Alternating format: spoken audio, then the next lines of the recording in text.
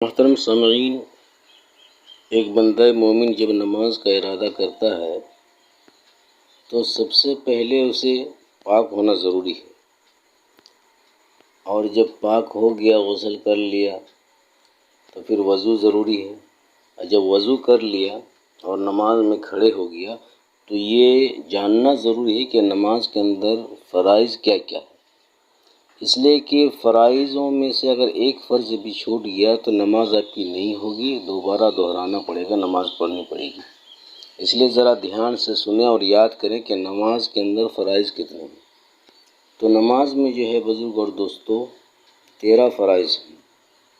ان 13 فرائض میں سے اگر ایک بھی چھوٹ گیا تو آپ کی نماز نہیں ہوگی۔ نمبر 1 بدن کا پاک ہونا، نمبر 2 کپڑوں کا پاک ہونا، نمبر 3 ستر عورت کا چھپانا، اور نمبر 4 نماز کی جگہ کا پاک ہونا، نمبر 5 نماز کا صحیح وقت ہونا، نمبر 6 قبلہ کی طرف رخ کرنا، اور نمبر 7 نماز کی نیت کرنا، نمبر 8 تکبیر تحریمہ، نمبر 9 قیام یعنی کھڑا ہونا، اور نمبر 10 قرأت کرنا، اور نمبر 11 رکوع کرنا، نمبر 12 سجدہ کرنا، اور نمبر 13 التحیات پڑھنا، التحیات کے باقدر بیٹھنا۔ تو بزرگ اور دوستو یہ 13 فرائض ہیں۔ ان میں سے کچھ فرائض بیرونی ہیں، باہر کے ہیں، اور کچھ اندرون نماز ہیں۔ تو ان میں سے اگر چاہے وہ بیرونی ہو چاہے اندرونی ہو، یعنی باہر کے فرائض ہوں چاہے اندر کے فرائض ہوں، ایک بھی فرض اگر چھوٹ گیا تو نماز نہیں ہوگی، اور اس سے سجدہ سہو سے بھی کام نہیں چلے گا، نماز آپ کو دہرانی پڑے گی، دوبارہ پڑھنا پڑے گا۔ اس لیے ان فرائضوں کو ہم اچھی طرح سے یاد کر لیں کہ نماز کا ارادہ جب بھی کریں تو پہلے بدن کا پاک ہونا ضروری ہے۔ اگر غسل فرض ہے تو غسل کرنا ہوگا، ناپاک کی حالت میں نماز نہیں ہوگی۔ کپڑا اگر آپ کے کپڑے میں غلاظت لگی ہوئی ناپاکی ہے تو اس کا صاف کرنا ضروری، دھونا ضروری ہے۔ ستر عورت کسے کہتے ہیں؟ ستر عورت یہ ناف سے لے کر گھٹنوں کے نیچے تک یہ ستر عورت ہے، اتنا حصہ ہر وقت چھپا کے رکھنا اس کو ضروری ہے، فرض ہے، اور اس کا دکھانا حرام ہے۔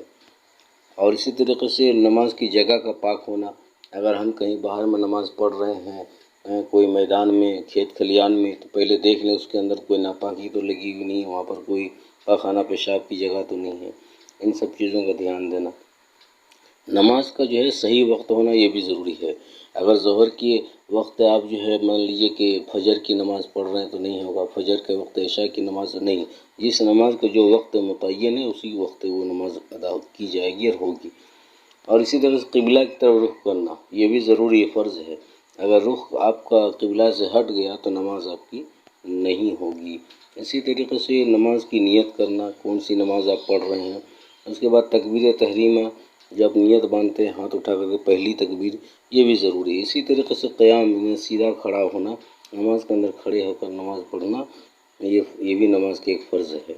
اسی طریقے سے قرأت کرنا یہ بھی ضروری ہے، اور رکوع سجدہ یہ بھی ضروری ہے، اور التحیات یعنی تشہد کے باقدر بیٹھنا، جتنی دیر میں التحیات آپ پڑھ سکتے ہیں، التحیات یہ بھی فرض ہے نماز کے اندر۔